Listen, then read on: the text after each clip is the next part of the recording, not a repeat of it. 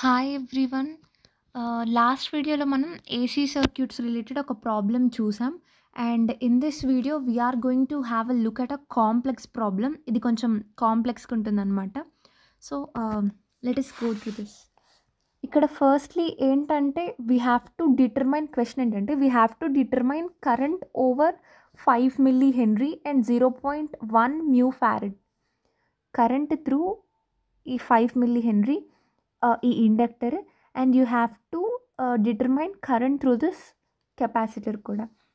So firstly ఏంటి, AC circuit related ఏ question ఇచ్చినా మనం ఫస్ట్ కనుక్కోవాల్సింది ఎక్స్ఎల్ ఎక్స్సి వాల్యూస్ కదా. సో అలాగే మనం ఇప్పుడు ఎక్స్ఎల్ ఎక్స్సి వాల్యూస్ ఫైండ్ చేస్తున్నాం. మనకేం తెలుసు, ఎక్స్ఎల్ ఒమేగా ఇంటూ ఎల్ అని తెలుసు. So since we know that XL equal to omega into L, మనకి ఒమేగా అంటే 2πf అని కూడా తెలుసు. So 2 into 3.14 into F value 50 ఇచ్చారు, ఇంటూ ఎల్ ఏంటి 5 ఇంటూ 10⁻³ ఎందుకంటే 5 మిల్లీ హెన్రీ ఇచ్చారు కదా. So 5 into 10⁻³ henry. సో ఇప్పుడు నీకు ఎక్స్ఎల్ వాల్యూ వచ్చేసింది. ఇంకా నువ్వు ఎక్స్సి కనుక్కోవాలి. In order to find XC we know that XC is equal to 1/ωc, మళ్ళీ ఒమేగా అంటే 2πf అని తెలుసు. సో అలా క్యాలిక్యులేట్ చేస్తే ఎక్స్సి వాల్యూ ఇలా వస్తుందన్నమాట. మనకి ఇక్కడ కొంచెం పెద్ద వాల్యూస్ వచ్చాయి ఎక్స్ఎల్కి ఎక్స్సికి. సో తర్వాత మన టాస్క్ ఏంటి, మనం ఇంపిడెన్స్ క్యాలిక్యులేట్ చేస్తాం నార్మల్గా. సో ఇప్పుడు ఇక్కడ నువ్వు చూసినట్లయితే ఇక్కడ రెసిస్టర్ ఇండక్టర్ యొక్క కాంబినేషన్ ఉంది. సో ఇక్కడ నీకు ఆర్ ఎఫెక్టివ్ కావాలి. సో ఆ ఆర్ ఎఫెక్టివ్నే మనం ఇంపిడెన్స్ Z1 అనుకుందాం. ఇంకా ఇక్కడ చూస్తే మళ్ళీ ఒక రెసిస్టర్ కెపాసిటర్ కాంబినేషన్ ఉంది. So let us suppose this to be Z1 and this as your Z2. So ఇక్కడేంటి, నీకు మళ్ళీ రెసిస్టర్ కెపాసిటర్ యొక్క కాంబినేషన్ ఉంది. సో దీన్ని మనం Z2 అనుకుందాం. ఇప్పుడు ఈ ఎంటైర్ సెటప్ని మనం Z అనుకుందాం. అంటే ఈ రెసిస్టర్ ఇండక్టర్ రెసిస్టర్, ఈ రెసిస్టర్ ఇండక్టర్ రెసిస్టర్ కెపాసిటర్ ఈ మొత్తం కలిపి ఉన్నదాన్ని మనం Z అనుకుందాం.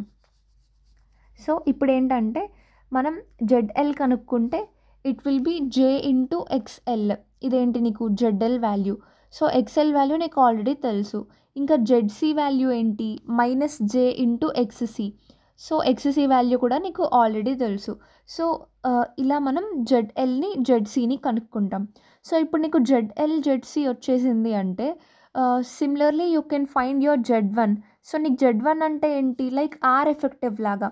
అంటే మనకి లైక్ ఇలా ఒకటి ఉంది ఒక సర్క్యూట్. సో ఇక్కడ 2 రెసిస్టర్స్ ఉన్నాయి, ఇది R1 ఇది R2. అప్పుడు నువ్వు ఆర్ ఎఫెక్టివ్ ఏం రాస్తావు, R1 + R2 రాస్తావు, అంతే కదా.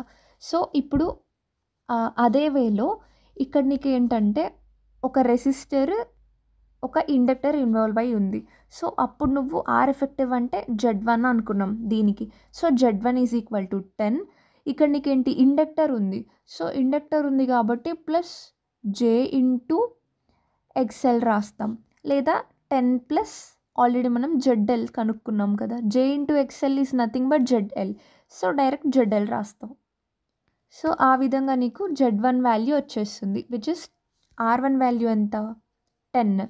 సో 10 + 1.57J, ఇది Z1. సో సిమిలర్ వేలో మనం Z2 కూడా కనుక్కోవచ్చు. Z2కి ఏంటి, R2 ప్లస్ ఇక్కడ R2 ఉంది, ఇక్కడ నీకు ZC ఉంది. So Z2 is equal to R2 + ZC. R2 value నీకు తెలుసు 15 ఓమ్. ఇంకా ZC అంటే మనం ఆల్రెడీ ఇక్కడ ఫైండ్ చేసాం కదా, ఇది ఇక్కడ సబ్స్టిట్యూట్ చేస్తావు. So you will get the value of Z2. ఇప్పుడు నీకు ఈ Z1 వాల్యూ వచ్చేసింది, Z2 వాల్యూ కూడా వచ్చింది. ఇప్పుడు నీకు Z వాల్యూ కావాలి అంటే లైక్ ఇప్పుడు నీకు ఒక రెసిస్టర్ Z1 ఉంది, ఇటు ఒక రెసిస్టర్ Z2 ఉంది. ఇప్పుడు నీకు ఫర్ ఎగ్జాంపుల్ ఈ రెసిస్టర్ అనుకుందాం. అప్పుడు నువ్వు రెండు ఏంటి, ప్యారలల్లో ఉన్నాయి.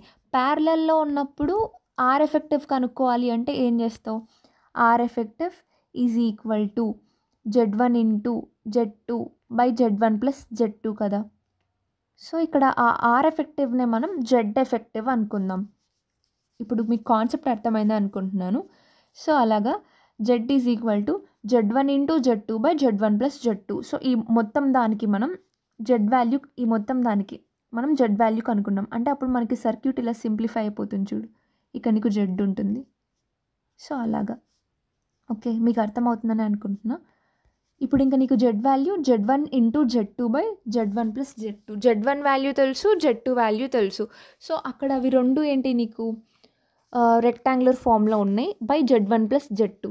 నువ్వు ఈ క్వశ్చన్ని 2 వేస్లో సాల్వ్ చేయొచ్చు. ఆ సింప్లిఫికేషన్ ఒకటేంటంటే అక్కడ మనకి లైక్ Z1 Z2 రెండు రెక్టాంగులర్ ఫామ్లో ఉన్నాయి కదా, ఇవి రెండు ఇక్కడ రెక్టాంగులర్ ఫామ్లో ఉన్నాయి కదా, ఇది నీకు ఏ ఫామ్లో ఉంది, A1 plus IB1 into A2 plus IB2గా ఉంది. దీన్ని మనం ఇలా మల్టిప్లై చేస్తాం కదా, A1 A2 into A1 into IB2 plus IA2 into B1 minus B1 B2 ఇలాగైనా మల్టిప్లై చేసి చేయొచ్చు. లేదా ఇదంతా అవసరం లేదు అనుకుంటే సింపుల్గా ఇక్కడ నీకు పోలార్ ఫామ్లో ఉంది కదా, ఈ పోలార్ ఫామ్లో ఉన్నదాన్ని రెక్టాంగులర్ ఫామ్లో ఉంది కదా, ఈ రెక్టాంగులర్ ఫామ్లో ఉన్నదాన్ని పోలార్ ఫామ్లోకి కన్వర్ట్ చేసేయండి. పోలార్ ఫామ్లోకి ఎలా కన్వర్ట్ చేయాలి, మన క్యాలిక్యులేటర్ ఓపెన్ చేసి షిఫ్ట్ ఆ ప్లస్ సింబల్ ఉంది కదా, ఆ ప్లస్ దగ్గర క్లిక్ చేస్తే ఇప్పుడు నీకు ఇది A ప్లస్ IB ఫామ్లో ఉంది కదా, సో మీరు అక్కడ పోల్ A, B అని కొట్టారనుకో మీకు పోలార్ ఫామ్లో వాల్యూ వచ్చేస్తుంది. దీనికి అలాగే అంటే రెండింటిని పోలార్ ఫామ్లో కన్వర్ట్ చేసేసుకోండి. సో ఆ రెండింటిని పోలార్ ఫామ్లో కన్వర్ట్ చేసిన తర్వాత ఏంటి, మనకి పోలార్ ఫామ్లో ఉంటే అంటే A1 at an angle of θ1 into A2 at an angle of θ2 ఉంటే దాన్ని మనం ఎలా చేస్తాం, A1 into A2 at an angle of θ1 plus θ2గా రాస్తావు. సో అలాగే నీకు పోలార్ ఫామ్లో సింప్లిఫికేషన్ అయిపోతుంది న్యూమరేటర్కి. డినామినేటర్ ఏంటి, డినామినేటర్ మొత్తం సింప్లిఫై చేస్తే నీకు ఇలా వస్తుంది రెక్టాంగులర్ ఫామ్. దీన్ని మళ్ళీ అంతే, పోల్ ఆఫ్ 25 మైనస్ 31845.56 చేస్తే మళ్ళీ నీకు పోలార్ ఫామ్లో కన్వర్ట్ అయిపోతుంది. పోలార్ ఫామ్లో ఏంటి, మల్టిప్లికేషన్ అండ్ డివిజన్ మాత్రమే వర్కౌట్ అవుతుంది కదా, సో రెండు పోలార్ ఫామ్లో ఉంటుంది.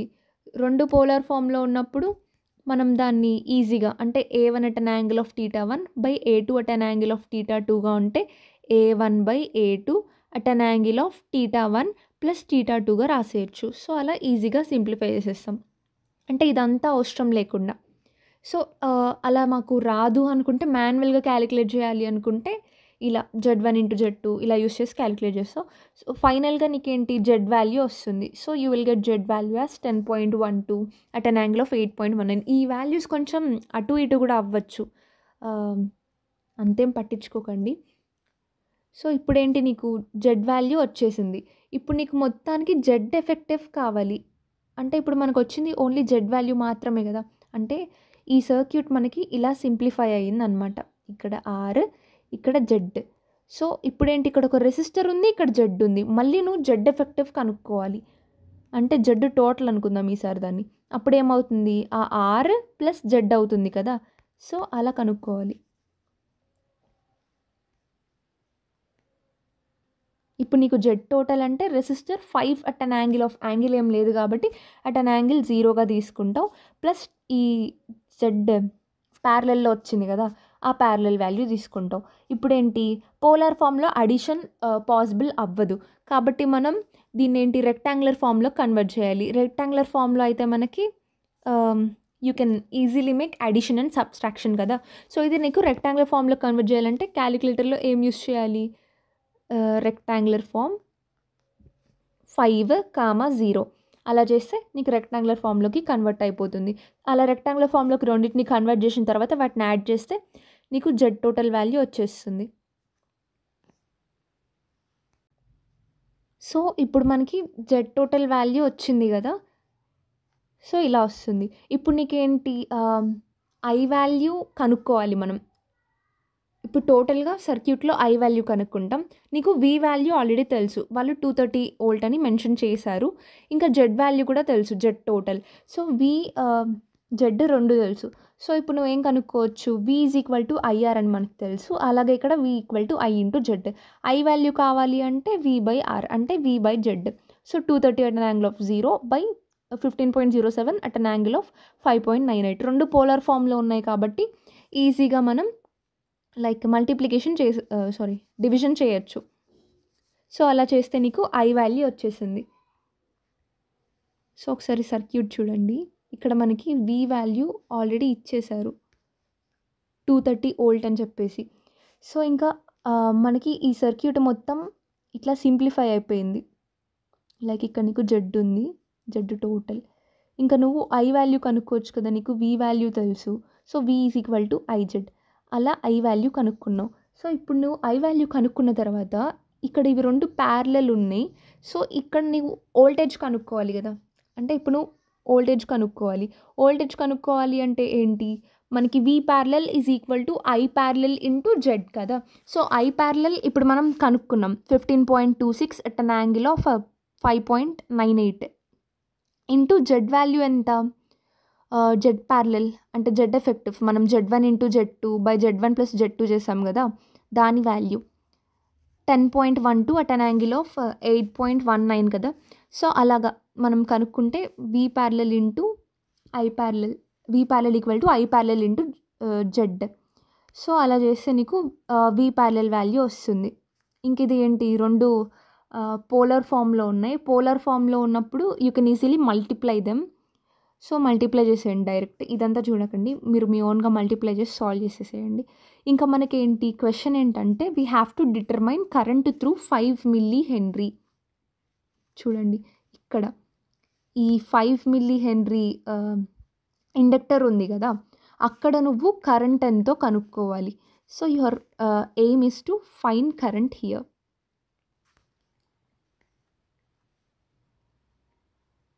ఇప్పుడు కరెంట్ త్రూ 5 మిల్లీ హెన్రీ ఏమవుతుంది, V ప్యారలల్ బై Z1 కదా.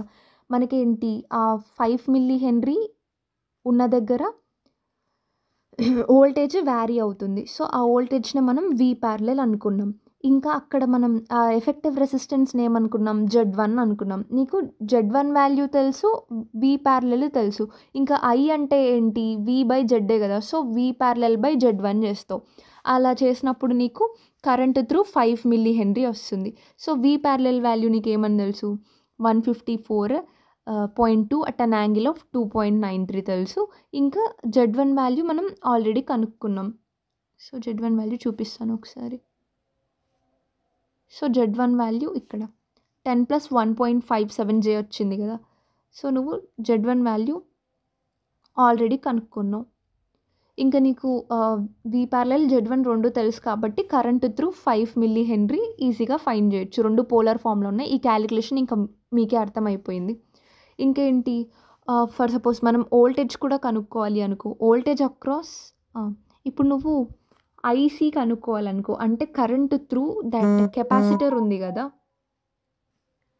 ఇదిగో ఈ 0.1 μ ఫారడే. ఇక్కడ మనం కరెంట్ కనుక్కోవాలి అనుకో, అప్పుడు మనం ఏం వాడచ్చు, so I is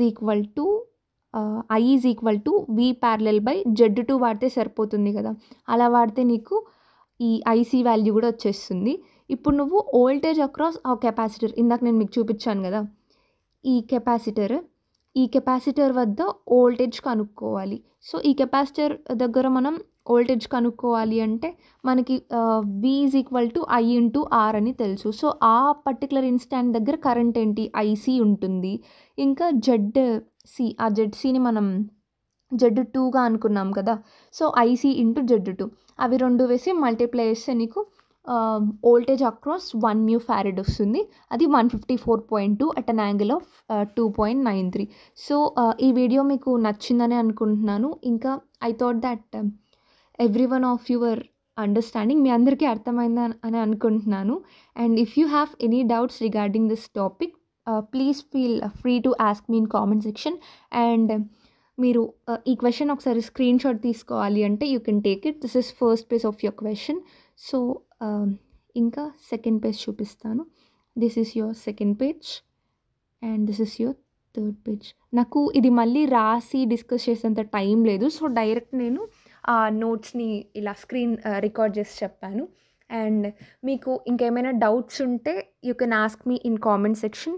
thank you for watching and subscribe my channel for more videos. Subscribe చేయడం మర్చిపోకండి. అందరు చూస్తున్నారు కానీ సబ్స్క్రైబ్ చేయట్లేదు. And happy Dasara to everyone. Thank you for watching.